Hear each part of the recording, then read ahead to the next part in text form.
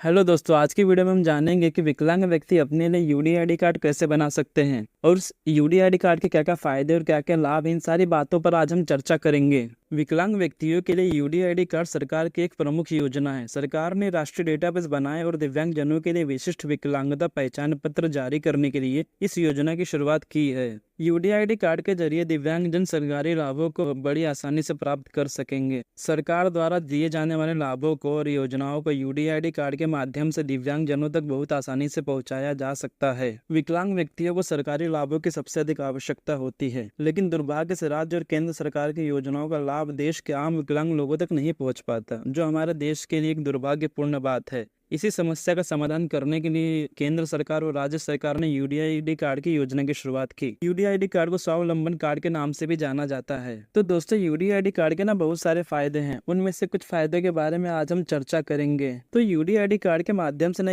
एक विकलांग व्यक्ति आवश्यकता पड़ने पर अपनी पहचान प्रस्तुत कर सकता है। यूडीआईडी कार्ड के जरिए आपको रेलवे में छूट मिलती है, सरकार द्वारा पेंशन दिया जाता है। ऐसे कई सारे लाभ और योजनाएं जो सरकार द्वारा विकलांग व्यक्ति को दिया जाता है। इन सारी बातों पर हम फिर कभी चर्चा करेंगे। तो आइए जानते हैं यूडीआईडी कार्ड को ऑनलाइन कैसे अप्लाई करते हैं और उसके लिए क्या क्या डॉक्यूमेंट लगते हैं। इन सारी बातों पर चर्चा करते हैं। तो सबसे पहले आपको ना अपने कंप्यूटर स्क्रीन या लैपटॉप पे ना क्रोम ब्राउजर को ओपन करना होगा और यहाँ पे सर्च बार में ना जाके यूडीआईडी कार्ड टाइप करें। उसके बाद आपके सामने एक इंटरफेस ओपन होगा। यहाँ पे आपको कई सारे वेबसाइट दिखेंगे, लेकिन आपको सबसे ऊपर वाला जो वेबसाइट है वो गवर्नमेंट का ऑफिशियल वेबसाइट है। इसे ओपन करने के बाद आपके सामने ना गवर्नमेंट का ऑफिशियल वेबसाइट ओपन हो जाएगा, जिसमें आप देख सकते हो कि इनमें सारी जानकारी दी गई है एक विकलांग व्यक्ति के लिए, और यूडीआईडी कार्ड के बारे में सारा जानकारी इसके अंदर दिया गया है, जिसमें आप जाके अपना यूडीआईडी कार्ड डाउनलोड भी कर सकते हो और अप्लाई भी कर सकते हो। यदि आपके पास पहले से ही यूडीआईडी कार्ड है या फिर दिव्यांग सर्टिफिकेट है तो आप यहाँ से डाउनलोड भी कर सकते हो, जिसके लिए आपको लॉगिन करना होगा। अगर आप फर्स्ट टाइम अप्लाई कर रहे हो तो आपको यहाँ पे रजिस्ट्रेशन करना पड़ता है, तो जिसके लिए आपको यहाँ पे जाकर रजिस्टर करना होगा। तो रजिस्टर पे क्लिक करने के बाद आपके सामने एक ऑनलाइन फॉर्म ओपन हो जाता है, जिसमें आप देख सकते हो कि आपको इसके अंदर दिव्यांग व्यक्ति का सारा डेटा फिल करना होगा। उसके बारे में सारी जानकारी यहाँ पे आपको देनी पड़ेगी। तो सबसे पहले आप दिव्यांग व्यक्ति का नाम यहाँ पे डालना होगा। तो चलिए डालते हैं। जिस तरीके से आपने यहाँ पे इंग्लिश में नाम डाला, तो आपको उसके नीचे देख सकते हो कि आपको आवेदक का पूरा नाम अब हिंदी में भी डालना होगा। अब यहाँ पे आप तो हिंदी में टाइप नहीं कर सकते, किसी को आता है किसी को नहीं आता है। तो इसके लिए आप साइड में एक अलग से सर्च इंजन ओपन कीजिए, अलग से पेज ओपन कीजिए, उसमें आप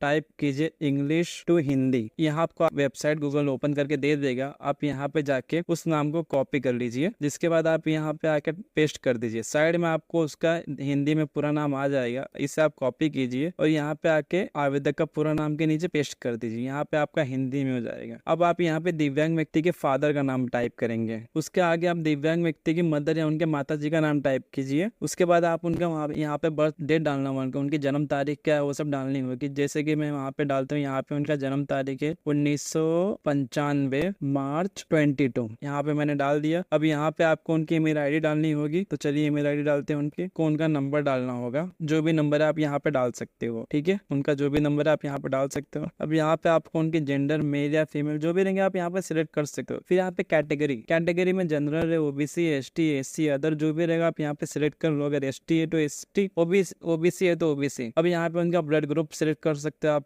O plus, O negative, O positive, A positive, A negative, B positive. जैसे हमारे दिव्यांग व्यक्ति का बी पॉजिटिव है तो हम बी पॉजिटिव यहाँ पे सिलेक्ट करेंगे। ठीक है, उसके बाद रिलेशन विथ दिव्यांग व्यक्ति के साथ, मतलब पर्सन विथ डिसेबिलिटी। तो यहाँ पे आप अपने फादर का या पिताजी का या मदर का, माता जी का, वाइफ, हस्बैंड, अंकल, आंटी, जिसका भी टाइप करो आप यहाँ पे कर सकते हो। आप अगर खुद के लिए करो तो यहाँ पे आप सेल्फ कर सकते हो। तो उसके बाद सेल्फ है तो सेल्फ पे क्लिक कर सकते हो। फिर यहाँ पे आपको केयर टेकर या गार्डियन, जो विकलांग व्यक्ति को संभाल रहे हैं, उनके फैमिली, उनके हेड या भाई बहन जो भी हो सकते हैं, वहाँ पे आप उनको उनका नाम लिखना है। जैसे कि यहाँ पे हम उनकी बहन का नाम लिख देते हैं और यहाँ पे उनका कॉन्टेक्ट नंबर जो भी गार्डियन रहेंगे। ठीक है, ये हो गया। अब यहाँ पे हमें दिव्यांग व्यक्ति का फोटो सिलेक्ट करना होगा, जिसका साइज 15 KB से 100 KB के बीच में रहना चाहिए, नहीं तो यहाँ पे उनका फोटो वहाँ पे लेगा नहीं, और 80 मेगापिक्सल के नीचे रहना चाहिए। तो हम यहाँ पे उनका फोटो सिलेक्ट करेंगे। तो हमने दिव्यांग व्यक्ति का फोटो सिलेक्ट करें यहाँ पे। अब यहाँ पे उनका सिग्नेचर थंब जो भी मतलब उनका रहेगा वहाँ पे उनका फोटो डालना पड़ेगा उनके सिग्नेचर का। उसका भी साइज देखिए यहाँ पे दिया गया 3 KB से लेके 30 KB के बीच रहना चाहिए, उससे ज्यादा रहेगा तो फिर ये देगा नहीं। तो हम चलिए उनका सिग्नेचर लेते हैं, ये रहा उनका सिग्नेचर, ठीक है। तब यहाँ पे दिव्यांग व्यक्ति का सिग्नेचर भी आ गया। अब यहाँ पे उनका अदर डिटेल ऑप्शनल डिटेल है, यहाँ पे आप अगर नहीं डालेंगे तो भी चलेगा। अब यहाँ पे उनका आइडेंटिटी प्रूफ मतलब उनका पहचान पत्र, तो हम यहाँ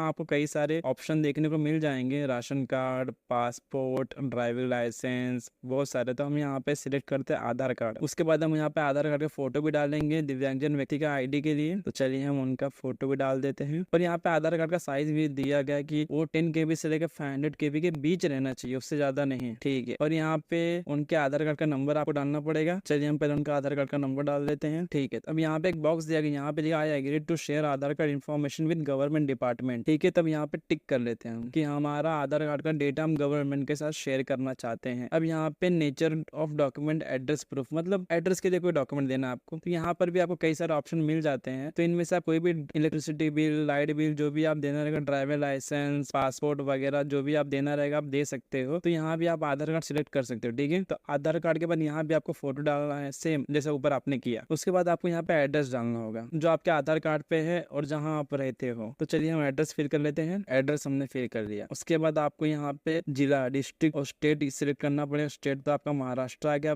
डिस्ट्रिक्ट करना पड़ेगा, डिस्ट्रिक्ट थाने, ये हमने थाने सिलेक्ट कर लिया। अब यहाँ पे आपको तहसील जो आपके नजदीक रहेगा, जो भी आपका तहसील रहेगा आप उसे सिलेक्ट कर ले, ठीक है। कल्याण यहाँ पे ये ऑप्शनल है क्योंकि जहाँ जहाँ स्टार मार्क है, स्टार मार्क ऐसा रेड वाला, वो आपको फिल करना बहुत जरूरी है। अगर जो स्टार मार्क ने उसका आप नहीं करोगे तो भी चलेगा। अब यहाँ पे डिसेबिलिटी टाइप, आप किस प्रकार के दिव्यांग हैं, आपके अंदर कमजोरी मतलब क्या दिव्यांगता है आपके अंदर, तो आपको उसको सिलेक्ट करना पड़ेगा। तो हम चलिए कर लेते हैं लोको मोटर डिसेबिलिटी, ठीक है। अब यहाँ पे डिसेबिलिटी ड्यू टू किस कारण हुआ आपको डिसेबिलिटी, उसके बारे में जानते हैं। एक्सीडेंट मतलब एक्सीडेंट हो गया या डिसीज हो गया या इन्फेक्शन हो गया मेडिकल या कोई गोलियां खाने किससे हो गया, तो आप यहाँ पे सिलेक्ट कर सकते हो। तो हम करते हैं डिसीज मतलब कोई बीमारी।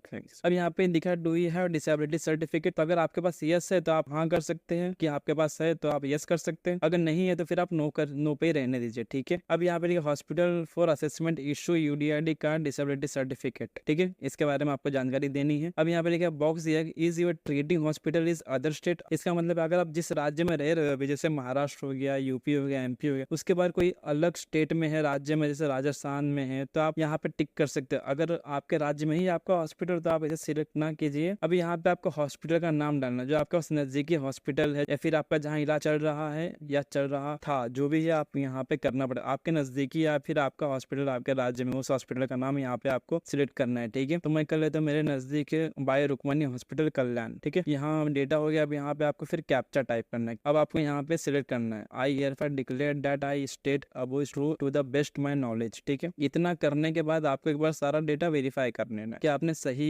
डिटेल फिल किया है कि नहीं। तो चलिए एक बार आप वेरीफाई कर लीजिए, सारा डेटा अगर सही होगा एक बार आप देख लें अच्छे से। चलिए हमने जो सारा डेटा और सारा इन्फॉर्मेशन डाला सब सही है, तो हम अब आगे चलते सबमिट के लिए। सबमिट करने के बाद आपको नेक्स्ट पेज पे आपका सारा इन्फॉर्मेशन दिखाई देगा, जिसमें आपका नाम, उम्र, ईमेल ID, मोबाइल नंबर, सारा डिटेल दिखाई देगा। डिसेबिलिटी टाइप, डिसेबिलिटी की सारी इन्फॉर्मेशन आपको दिखाई देंगे। आप इसमें धीरे धीरे आराम से सारी चीज़ें चेक कर सकते हैं। आपका एड्रेस, आपका educational, disability detail, employment, identity detail, सब कुछ एक बार आराम से चेक करने के बाद ही आप कंफर्म एप्लीकेशन करें, वरना एडिट एप्लीकेशन करें। उसके बाद आपको कंफर्म एप्लीकेशन पे क्लिक करने के बाद आपको सारा डिटेल दिखाई देगा, जिसमें आपका एप्लीकेशन में आपने first name, last name, surname सही से भरा है कि नहीं। अगर रॉन्ग है तो उस पे यस पे क्लिक ना करें, अगर राइट है तो यस पे क्लिक करें। फिर आपका नेम हिंदी या मराठी में बराबर है कि नहीं, उस पे क्लिक करें। आप एक बार सब पढ़ के आराम से इस पे सब यस पे क्लिक करें। अगर कुछ भी रॉन्ग है तो आप वापस पीछे जाके उसको सही से कर सकते हो। सब यस पे क्लिक करने के बाद आपको सीधा नीचे आना है और सीधा यस पे क्लिक करने का है। यस पे क्लिक करने के बाद आपको कंफर्म एप्लीकेशन पे क्लिक करना है। कंफर्म एप्लीकेशन पे क्लिक करने के बाद आपका एप्लीकेशन सबमिट हो जाएगा और आपके सामने एक पेज ओपन होगा, जिसमें लिखा होगा कि आपका एप्लीकेशन सबमिट हो चुका है और आपके सामने एनरोलमेंट नंबर आ चुका है। और साइड में आपको ऑप्शन दिखेगा कि डाउनलोड एप्लीकेशन और डाउनलोड रिसीट। आपको दोनों ही करना, आपको डाउनलोड एप्लीकेशन भी करना, आपको डाउनलोड रिसीट भी करना है, ठीक है। डाउनलोड एप्लीकेशन करने के बाद आप डाउनलोड एप्लीकेशन भी देख सकते हो, जो इस प्रकार दिखता है। डाउनलोड रिसीट ओपन करने के बाद आप उसे भी ओपन करके करके देख सकते हो, जो इस प्रकार दिखता है। ठीक है, एप्लीकेशन डाउनलोड होने के बाद और रिसीट डाउनलोड होने के बाद आप उसका प्रिंट आउट निकाल लें। प्रिंट आउट निकालने के बाद आप पता करें कि इसके नजदीकी सरकारी अस्पताल में यूडीआई ID कार्ड बन रहा है कि नहीं। अपने राज्य के किसी अस्पताल में पता करें, यूडीआई ID कार्ड बनता रहेगा, आप उस अस्पताल में चला जाएं। और अस्पताल में जाने के बाद आप पता करें कि ये किस किस दिन बनता है, क्योंकि हफ्ते में या सप्ताह में शायद 2 ही दिन बनता है। और उन 2 दिनों में आप जाकर पता कर ले कि यूडीआई ID कार्ड बन रहा है कि नहीं बन रहा हो। जब बनता रहेगा आप वहाँ चले जाए और वहाँ के 2 या 4 डॉक्टर आपको चेक करने आएंगे। चेक करने के बाद आपको वेरीफाई करेंगे आप दिव्यांगजन कितने % तक हैं। फिर आपको डॉक्टर एक फॉर्म फिल करके देंगे। उसके बाद वो फॉर्म अपर लेवल डॉक्टर लोग के पास चला जाएगा और आपको एक रिसीट देंगे कि आप जाइए और इतने दिन बाद आना और फॉर्म